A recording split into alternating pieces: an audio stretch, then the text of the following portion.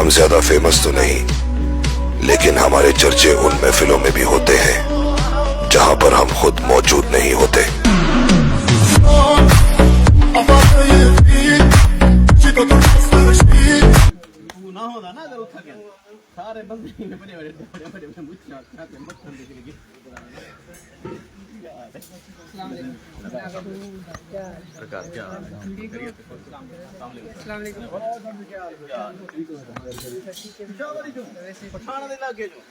بچ گئے بندے نصیب سر، کیا حال ہے جناب محترم؟ کیا حال ہے؟ کیسے ہیں آپ؟ فٹ فاٹ ہیں؟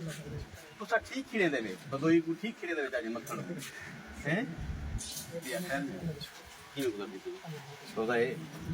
بس ہوں چنگا لگتا ہے تمہیں میری طبیعت کے مطابق بندہ ہونا ہے۔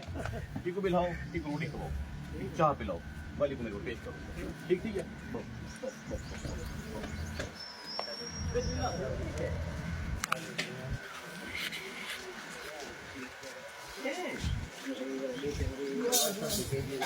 خود بنوایا کتوں ہے؟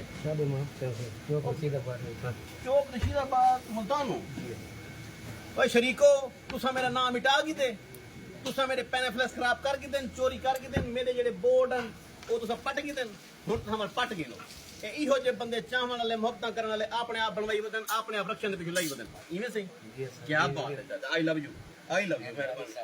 ہاں ہن شریکوں کیا کہنا ہے؟ پٹ گئے لو پٹیاں میں نہ سلائی جا، او پٹیاں میں نہ سلائی جا، گڈ 500 رکھے دی یونین نے انشاءاللہ مہینے دے اندر سارے دے او تیری خیر، آئی love you, I love you. چاچے کو بلاؤ بھائی، چاچے کی خدمت کرو، چاچے کو میرے کو پیش کرو، میں صحیح یہاں پہ۔